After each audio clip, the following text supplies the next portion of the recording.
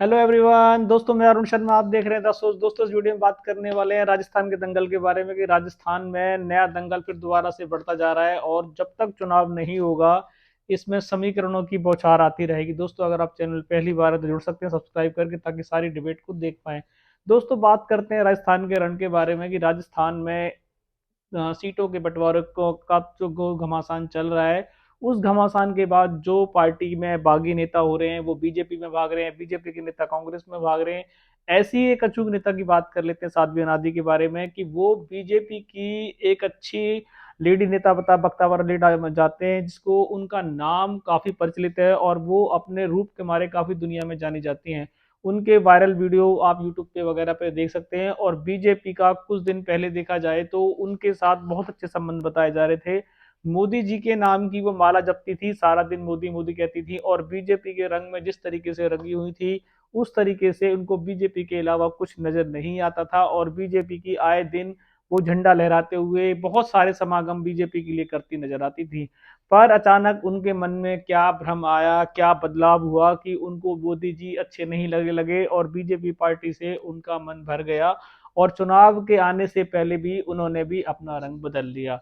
भगवा दारी अनादि के बारे में बात करें, साध्वी के बारे में, तो ये बहुत चर्चित हैं और बीजेपी में काफी रंग रूप के मारे भी जाने जाती हैं कि इनका रंग रूप साध्वी के अलावा एक मॉडल के रूप में भी जाना जाता है और बीजेपी के लिए काफी अच्छी नेता मानी जाती हैं। पर अभी अशोक गहलोत जादूगर की बात करें तो उन्होंने एक जादू चल दिया और उनके जादू के चलते साध्वी जी ने मोदी जी की पार्टी को बाय बाय कर दिया और उनका सारा भ्रम अशोक गहलोत और कांग्रेस की तरफ रुझान बढ़ गया।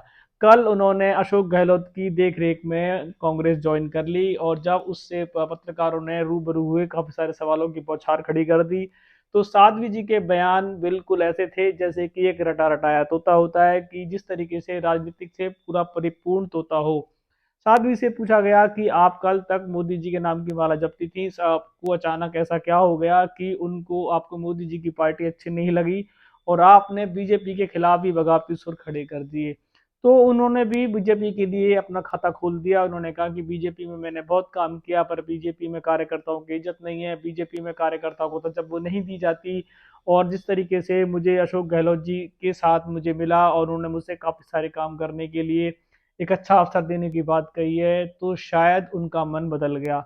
सूत्र बताते हैं कि बीजेपी उनको टिकट देने में बहुत आनाकानी कर रही थी और बीजेपी की टिकट के लिए वो काफी दिनों से संघर्ष कर रही थी। पर इस बार उन्होंने बीजेपी ने उनको टिकट देने में काफी टाइम लगा दिया और जिस तरीके से उन्होंने खाता टाइम रहते बदल लिया। अब खाता उन्होंने बदल लिया और बीजेपी की पार्टी को बाय बाय कर दी और साध्वी भले ही वो रहे हैं, पर उन्होंने कहा कि साधु किसी के लिए एक पार्टी के नहीं होते, वो पूरे देश के होते हैं। तो उन्होंने अपना पल्ला झाड़ दिया और उन्होंने बीजेपी को कल बाय बाय कर दिया। अब बताते हैं कि अशोक गहलोत से जो उनकी सुचारू मीटिंग रही, जो जिन्होंने जिस तरीके से पार्टी में उनको आगमन कराया गया, वो खाली पार्टी में एक नेता बनने के लिए नहीं आई। उन्होंने अपनी जो सूत्र बताते हैं कि उन्होंने जयपुर से बात करते करते वो अजमेर में उनकी सीट का खाते के लिए उन्होंने गहलोत को बोल दिया है कि वो अजमेर से लड़ना चाहती हैं। और शायद वो इस गति से ही तेज गति से आई है कि गहलोत किसी भी तरीके से उनको अजमेर सीट से उनको टिकट मिल जाए, वरना वो कांग्रेस में भी ज्यादा दिन तक टिकी नहीं रहेगी। अब देखते हैं साध्वी जिस तरीके से यूट्यूबर पे बरस लेते हैं, जिस तरीके से वो बड़बोले बयान से जानी जाती हैं और जिस तरीके से बीजेपी में वो गदगद थी, अब वो क्या उनके आने से क्या कांग्रेस की नैया को कुछ सहारा मिलेगा या कांग्रेस के वोट बैंक में कुछ बढ़ोतरी होगी, ये देखने वाली सबसे बड़ी बात है। क्योंकि वो कहती हैं कि बताते हैं कि बीजेपी में जब जाती हैं तो बीजेपी में उनके जाने से काफी वोट बैंक में बदलाव हुआ था। पर वो ही बदलाव वो कांग्रेस में कर पाएंगी या नहीं कर पाएंगी ये समय बताए, क्योंकि उन्होंने बहुत देर दिनों के बाद करवट बदली है। अगर वो काफी टाइम पहले बदलती तो शायद कुछ और रंग कर जाती। पर वो टिकट के मारे शायद बीजेपी का इंतजार कर रही थी और बीजेपी ने उनको टिकट बिल्कुल देने के लिए संकेत दिए नहीं। तो उनका मोह भंग हो गया और उनका मोह भंग होते ही उन्होंने कांग्रेस की राह ले ली और उन्होंने साफ कह दिया कि कांग्रेस पार्टी में मुझे काम की तजब्बो दिख रही है और कांग्रेस पार्टी में काम होगा और मुझे आश्वासन दिए गए हैं। इस आश्वासनों पे वो कितना खरे उतरेंगे अशोक गहलोत, क्या अशोक गहलोत की सरकार रिपीट करेगी जो उनको काम मिलेंगे, ये भी एक सवाल है।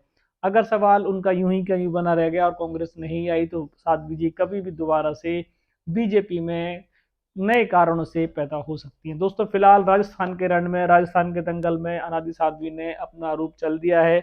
अब उन्होंने अपना नया पत्ता बीजेपी से निकाल कर कांग्रेस में फिट कर दिया है। कांग्रेस में उनकी टिकट के लिए जो कवायद है, क्योंकि कांग्रेस में ऑलरेडी पहले से ही टिकट के लिए घमासान जारी है और वहां आए दिन बगावत के सुर देखे जा सकते हैं। उस पे से साध्वी को क्या कांग्रेस टिकट देगी, अजमेर से जो डिमांड कर रही है, बीजेपी ने तो दिया नहीं था। अगर बीजेपी ने नहीं दिया और कांग्रेस देती है तो शायद वो बीजेपी के अलावा कांग्रेस में टिक जाएंगी। और कांग्रेस भी अगर उनको लॉलीपॉप देती नजर आती है तो शायद वो कांग्रेस को भी बाय बाय कह सकती हैं। दोस्तों फिलहाल राजस्थान के रुझान में नया पैंतरा अशोक गहलोत ने चल दिया है। उनके जादू की शिकार सादिया नादी हो गई हैं और सरस्वती को देखो कि कितने दिनों तक वो अपनी पार्टी में रख पाएंगे। फिलहाल राजस्थान के रुझान के साथ हमने आपको अपडेट करा दिया। इस पर पूरी टीम वर्क कर रही है। अभी इस दंगल में काफी सारे योद्धा अपना भाग आजमा रहे हैं। हम आपको राजस्थान की पल पल की खबर ला के देंगे। अगर आप चैनल पहली बार जुड़ सकते हैं ताकि आने वाली और सभी डिबेट आप टाइम से देख पाएंगे। दोस्तों मैं अरुण शर्मा मिलूंगा नई सोच के साथ। तब तक अपना ध्यान रखें। नमस्कार।